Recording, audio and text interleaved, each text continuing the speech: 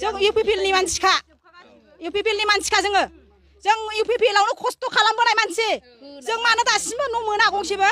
हा তো ভয় নাখাবা তোমাৰ শ্বেয়াৰ ইমান সোনকালে নাযায় 2025 লৈকে থাকিবাতো 2025ত মানুহে চাই ল'ব তুমি কেনেকুৱা কাম কৰিছা गिबियावनो बयनिसिमबो आंनि अननाय आरो सिबिनायखौ फिन खेबसेबाव बावहरबाय बेजों लोगोसे दिनैनि मोनसे भिडिअआव नोंथांमोन बयखौबो बरायबाय आसा खालामो भिडिअखौ जोबजासिम नायगोन आरो चेनेलखौ मोजां मोनदोंबा साबस्क्राइब खालामनानै लागोन होननानै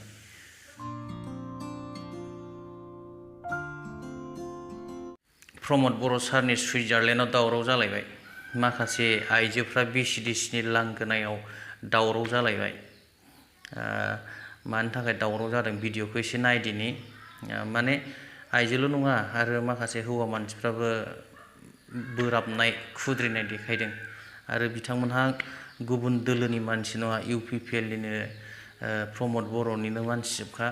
अब्लाबो बिथांमोनहा माखासे मोननांगौ मोनथायफोरखौ मोनाखै बिनि सायाव माबायदि खुद्रिदों भिडिअनि गेजेरजों एसे नायदिनि जों न'नि थाखाय फैदों बे चेयारमेननि सायाव दा जोंनि न'आ लिस्ट दंजोबोमोन गासिबो फार्स्ट लिस्टआवनो दंजोबोमोन जों गासिबो बे न'खौ जों दाबो मोनाखै ओमफ्राय बे न'आ गोदोनो जों माबानि दिनावनो खेबजानाय नांगोलनि दिनावनो जों खेबजानाय बिराद गोबाव जाबाय जों न' गंसेबो गैया जोंनाव दा 2016 ना बेसेबांबानि बेखौ बै नांगोलनि जिआरएसआ खेबदों जिआरएस नांगोलनि जिआरएस मुन्थु होननाया खेबनानै लांदों बे लिस्टआनो जोंनाव फैजोबदों दा गासिबो बे लिस्टखौ जोंनि फार्स्ट लिस्टआव जों दा फार्स्ट लिस्टनि मानसिमोन जों गासिबो खिन्थु जों फार्स्ट लिस्टनिया मोनाखै आरो दाबो जों सेकेन्ड लिस्टनियाव फैगोन नंनानै नेदोंमोन जों सेकेन्ड लिस्टनिया दाबो सफैयाखै जोंनियाव खिन्थु मानसिफ्रा मोनजोब्बाय लुखांजोब्बाय जोंनो दा बेनि थाखायनो जों बे न'नि थाखायनो बे चेयारमेननि सायाव जोङो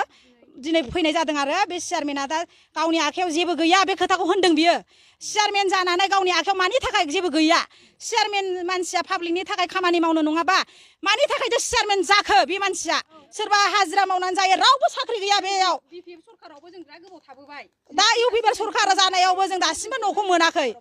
सियारखौ बोथ्रोदलायनानै आंखौ दाद्रि होदों बियो खिन्थु आं मबाइलाव रेकर्ड लानो रोङाखै आंनाव मबाइल गैया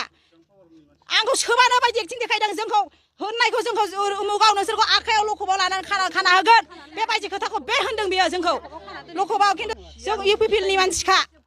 इउपिपिएलनि मानसिखा जों इउपिपिएलआवनो खस्थ' खालामबोनाय मानसि जों मानो दासिमबो न' मोना गंसेबो हा माबwrwi प्राइमारिनि सासे आंबो इउपिपिएल पार्टिनि कर्मि खिन्थु कर्मि आं दा बे सुबिदा फैनायावबो जुदि दानजायोबा जों मा खालामनानै जानांगौ आंना बेनो आं सासे कर्मि जानानै अट' मोनागुना हरनागुना आं खाथियो इलेक्सन ओरैबायदि थाङो फैयो भटआव थाङो ओरै मिटिं दावथिं थाङो जुदि न'आव फैनाय लिस्ट फार्स्ट लिस्टआव फैनायखौ दानजायोबा होमबा जों बे मा थिं खाबथानाय न'आवनो थानांगौ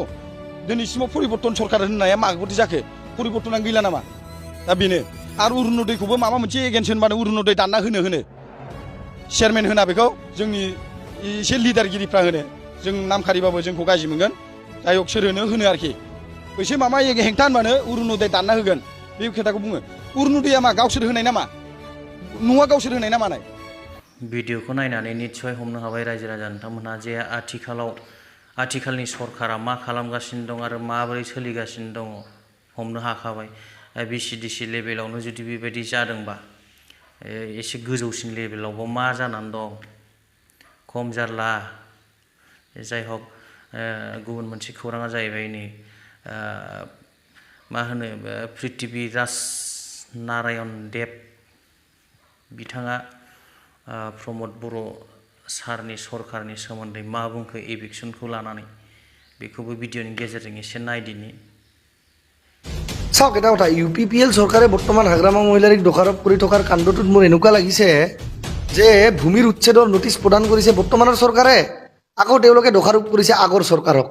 তাৰ মানে প্ৰমোদ বড়ো ডাঙৰীয়াৰ হিচাপত 2023 চনত বিটিচিত কি হাগ্ৰামা মহিলাৰীৰ চৰকাৰ চলি আছে নেকি তেওঁ বিটিচিৰ চিফ হিচাপে কাক মানে নিজক মানে না হাগ্ৰামা মহিলাৰীক মানে হ'ব পাৰে হয়তো প্ৰমোদ বড়ো ডাঙৰীয়াই নিজকে এতিয়া কিন্তু ফুল ফ্লেজেড চিফ হিচাপে ভাবিব পৰা নাই কাৰণ লিলি হোটেলৰ ৰাজনীতি মানে ক'ব গ'লে বিভিন্ন লীলা খেল কৰিহে তেওঁ হ'ব মানে এই পদত অধিষ্ঠ হৈছেতো তো তেওঁ হয়তো যেতিয়া নিজৰ গাড়ীত যায় বা চিফৰ অফিচত বহে তেওঁ ভাবি লয় মোৰ চিফটো আজি থাকিবনে নাই কালি থাকিবনে নাই সেইকাৰণে এইটো প্ৰমোদ বড়ো ডাঙৰীয়াই কৈছে যে বিটিচিত আজি যিমানবোৰ উচ্ছেদ অভিযান চলিবলৈ গৈ আছে বা যিমানবোৰ উচ্ছেদক লৈ এভিকশ্যন নটিচ দিয়া হৈছে তাৰ বাবে হাগ্ৰামা মহিলাৰী দায়ী আৰে বিটিচিত চৰকাৰ তোমাৰে চলি আছে বাবা তুমি আজিৰ দিনতো চিফ হৈ আছা তো ভয় নাখাবা তোমাৰ শ্বেয়াৰ ইমান সোনকালে নাযায় 2025 থাকিবাতো 2025 মানুহে চাই ল'ব তুমি কেনেকুৱা কাম কৰিছা ভাল কৰিলে আকৌ আহিবা বেয়া কৰিলে কেতিয়াও আৰু ঘূৰি নাহা সেইখিনিয়ে মই ক'ব বিচাৰিছোঁ আৰু নিজৰ দোষখিনি বেলেগক জাপি দিব নালাগে কাৰণ আজিৰ দিনত কিবা যদি এটা দোষ হৈছে তাৰ কাৰণে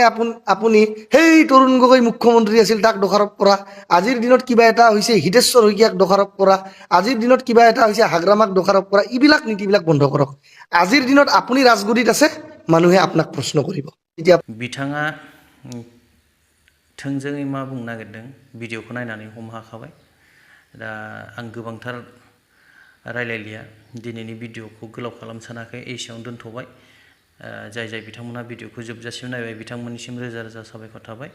गोजोन्थों जय बर' हारिनि